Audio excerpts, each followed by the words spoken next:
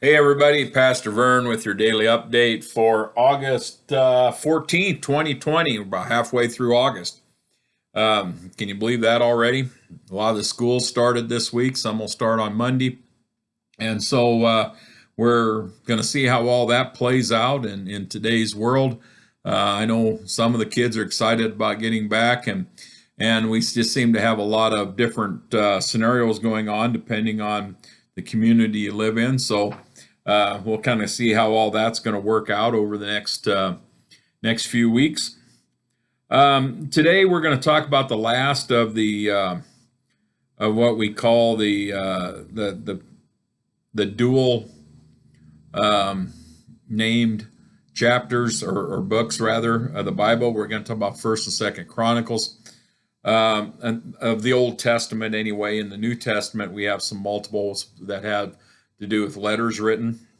But on this will be the end of the ones from the Old Testament, and Chronicles covers about the same time period that Kings does. It goes from Samuel to uh,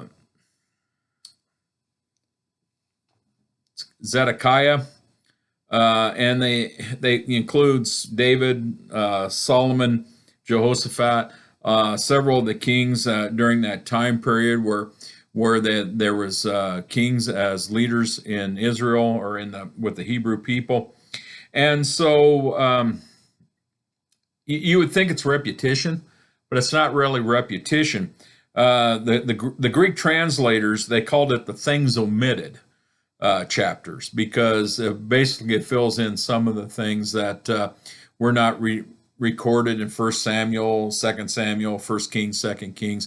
It kind of fills in some of those gaps. It was the things that some of the historical record that was probably not originally put into writing into the scriptures.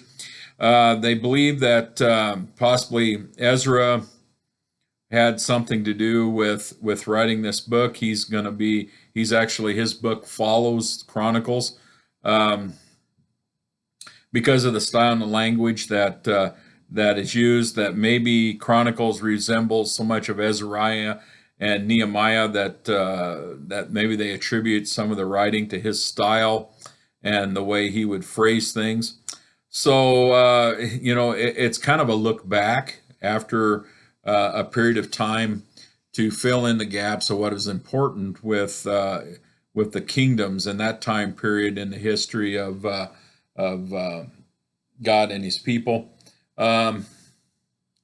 Here they associate a lot of history of the throne with the altar, how those two things both complemented and clashed, because you get in this scenario where you have the altar of the temple, which is a sacred place taken care of by the Levites, and the Ark of the Covenant's placed in there, and there's all those things that are very sacred and holy, but yet you have a king that's running the government of the community, and the church, or not the church, the temple business and the kingdom business tend to have both overlapping and different goals.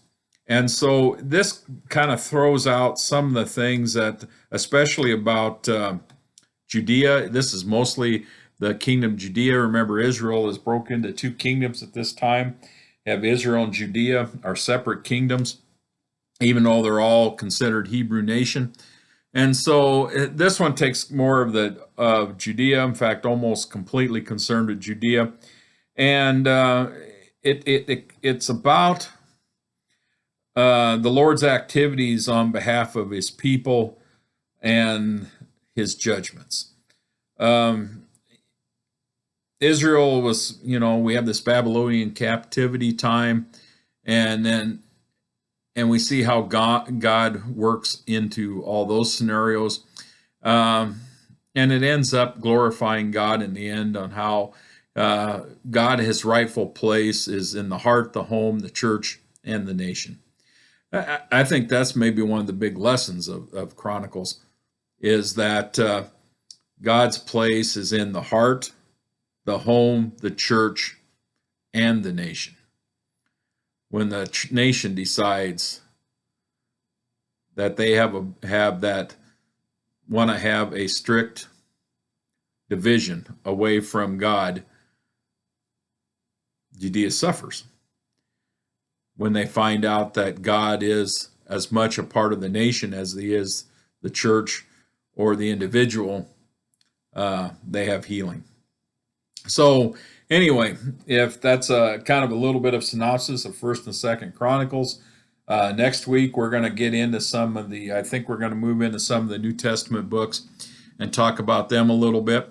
Until then, we got a busy weekend coming up. We had a wedding last week here in the St. Ed Church. We have another one this week. We have confirmation class going on Sunday nights with 13 prospective confirmands, which is a nice number for the size churches we have. And so I'm kind of excited about that. And I would ask you to especially pray for the confirmation class during all this time where we're distracted by all the things that's going on in the world. These kids so far have really buckled down and done great work and have really taken things seriously. And I so truly appreciate that they have that kind of determination to do the work that they need to do in order to not only become members of the church, but become closer to God. All right, well, take good care of yourselves. Watch out for others the best you can and stay safe. We'll see you later.